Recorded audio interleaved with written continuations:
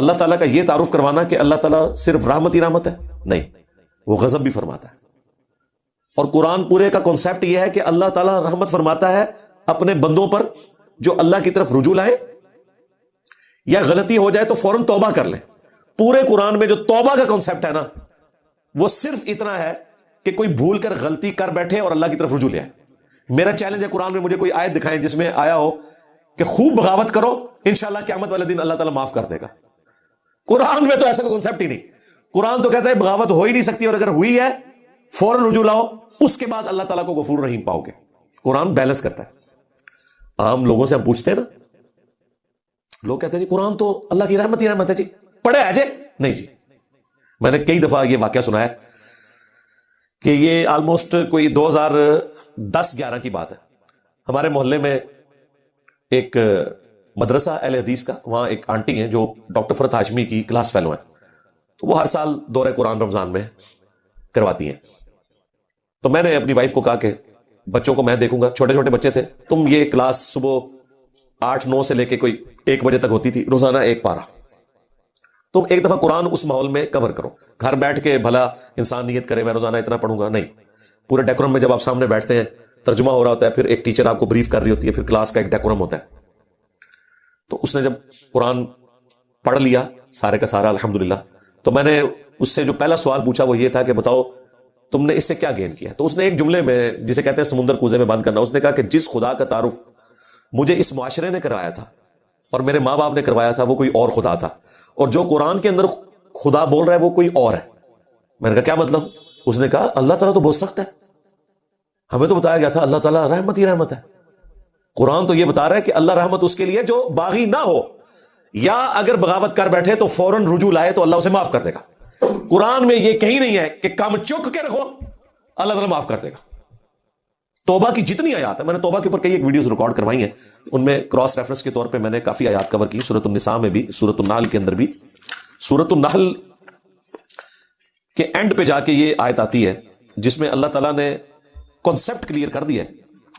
پارہ نمبر 14 کے اینڈ پہ جا کے آیت نمبر ہے 119.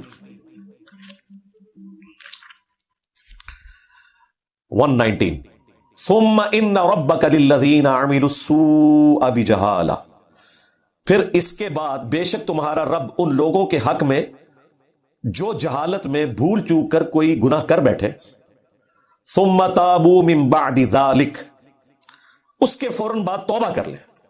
اور صرف توبہ نہیں، وَأَصْلَحُوا، اور اپنی اصلاح کر لیں. پاکستان، انڈیا، بنگلہ دیش میں توبہ یہ ہے کہ ٹھیک ہے توبہ کرو پھر کام چپ کے رکھو، اصلاح کی ضرورت ہی نہیں.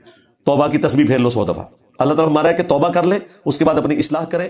ان ربک، بے شک تیرا رب، من بعدها لغفور رحیم، یہ سب کچھ کرنے کے بعد اس شخص کے حق میں غفور رحیم ہے کہ جو جہالت میں کبھی گناہ کر بیٹھے فوراً توبہ کرے اور اپنی اصلاح کر لے.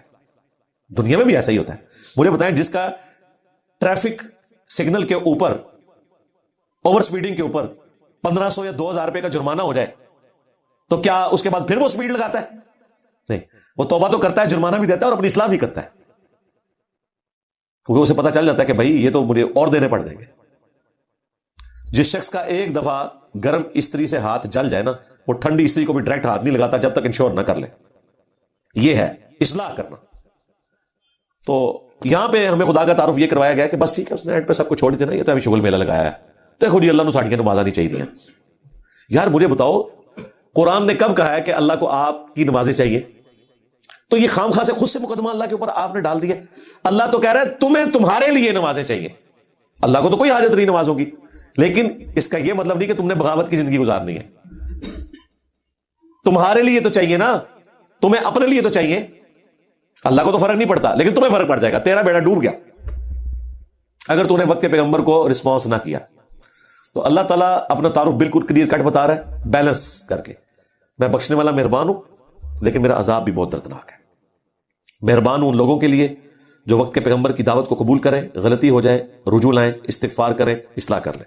لیکن جو بغاوت کے اوپر اترے ہوئے ان کے لیے پھر میرا عذاب بھی دردناک ہے، اس پہ زیرو ٹالرنس ہے. صحیح بخاری میں حدیث ہے، نبی علیہ السلام ایک چوراہے سے گزرے، کچھ اصحاب آپس میں مزاح کر رہے تھے اور ہنس رہے تھے. آپ کھڑے ہو گئے، آپ نے ان کی طرف دیکھ کے فرمایا جو کچھ میں جانتا ہوں نا اگر تم جانتے ہوتے بہت کم ہنسا کرتے, زیادہ رویا کرتے. نبی اسلام کو تو پتا تھا کہ آندہ کیا ہونے والا انسان کے ساتھ, اگر اسے آخرت کی فکر ہے,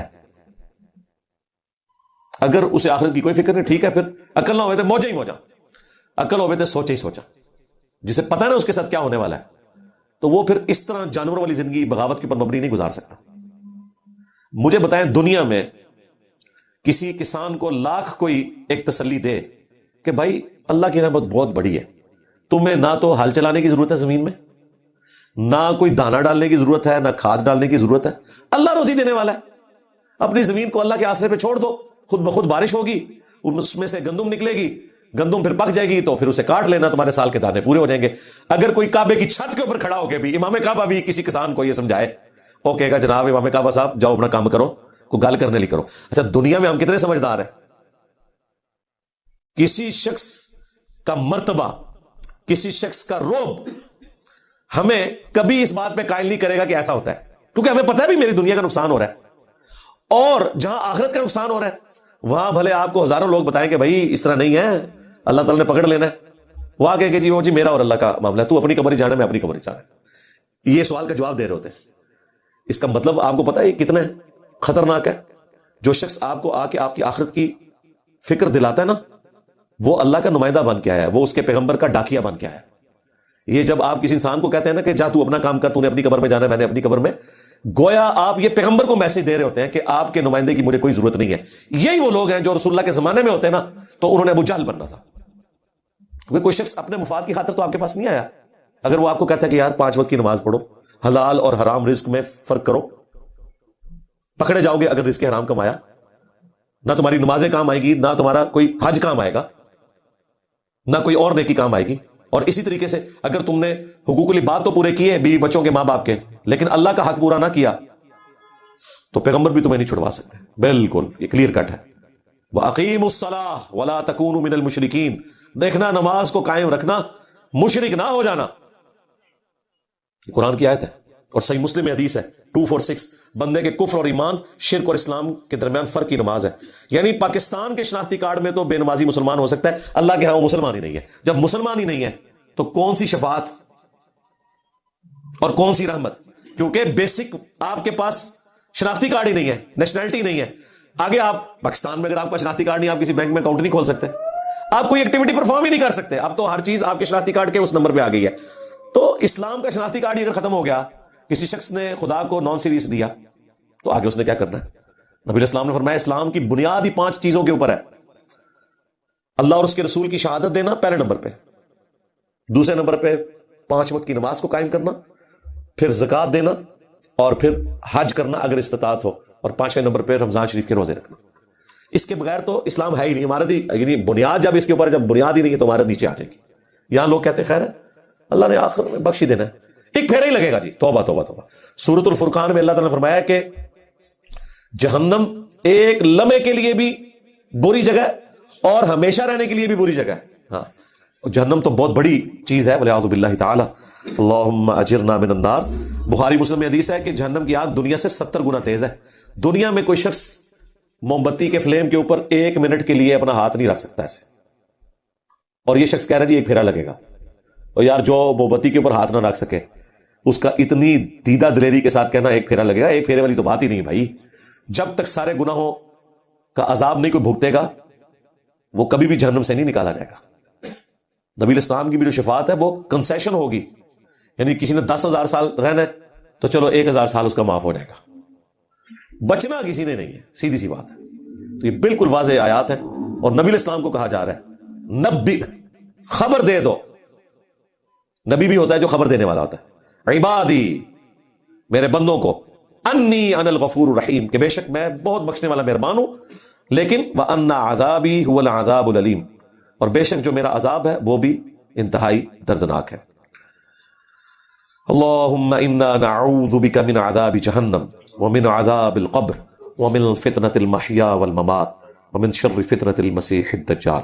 یہ چونکہ آیت بہت کریٹیکل تھی, اس طرح کی جہاں جہاں آیات کریٹیکل قرآن میں آئی ہیں نا, میں ان کے اوپر تفصیلاً گفتگو کرتا ہوں تاکہ اس کو آپ آسانی سے یوں گزار نہ دیں. ویسے تو قرآن پورے کا پورا ہی امپورٹنٹ ہے, لیکن اس میں بھی 6,500 آیات میں سے چند درجن آیات ایسی ہیں جو اپنے اندر وہ مضمون سموئے ہوئے ہیں کہ جو اسٹیبلش دین ہے اس سے بالکل مختلف ہے، جس کو ہم نے دین بنایا ہوا ہے۔